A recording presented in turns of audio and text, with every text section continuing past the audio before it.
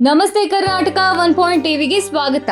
March 26 ಬುಧವಾರದಂದು Rajasthan royals versus Kolkata knight riders ನಡುವೆ IPL ಪಂದ್ಯ ನಡೆಯಿತು. 152 ರನ್ಗಳ ಗುರಿಯನ್ನ ಬೆನ್ನಟ್ಟಿದ ಕೋಲ್ಕತ್ತಾ ನೈಟ್ ರೈಡರ್ಸ್ 17.3 ಓವರ್ಗಳಲ್ಲಿ 153 ರನ್ ಪಡೆದು ಜಯ ಸಾಧಿಸಿದ್ರು.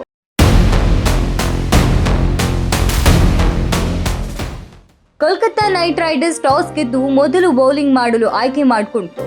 ಬ್ಯಾಟಿಂಗ್ ಮಾಡಿದ ರಾಜಸ್ಥಾನ್ ರಾಯಲ್ಸ್ ತಂಡ 151 ರನ್ ಮಾತ್ರ ಗಳಿಸಲು ಸಾಧ್ಯವಾಯಿತು.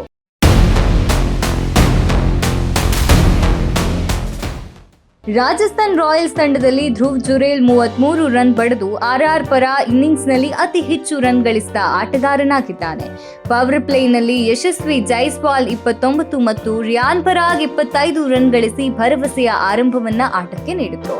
ತಂಡದಲ್ಲಿ ವೈಭವ್ ಅರೋರಾ ಮತ್ತು ಹರ್ಷಿತ್ ರಾಣಾ, ಮೊಯಿನ್ ಅಲಿ ತಲಾ 2 ವಿಕೆಟ್ ಹೊಂದಿದ್ದಾರೆ.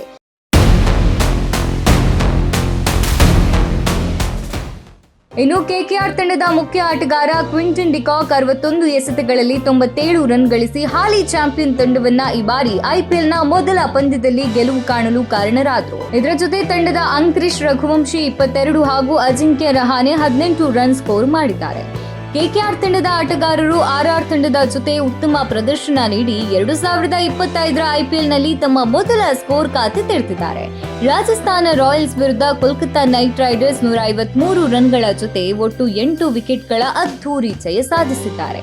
ಇದಾಗಿತ್ತು ರಾಜಸ್ಥಾನ್ ರಾಯಲ್ಸ್ ಹಾಗೂ ಕೋಲ್ಕತ್ತಾ ನೈಟ್ ರೈಡರ್ಸ್ ತಂಡಗಳ ಐಪಿಎಲ್ ಪಂದ್ಯದ ಫಲಿತಾಂಶ. ಮುಂದಿನ ಸಂಚಿಕೆಯಲ್ಲಿ ಇನ್ನಷ್ಟು ಮಾಹಿತಿಗಳೊಂದಿಗೆ ಬರ್ತೇವೆ. ಇದು 1 ಟಿವಿ.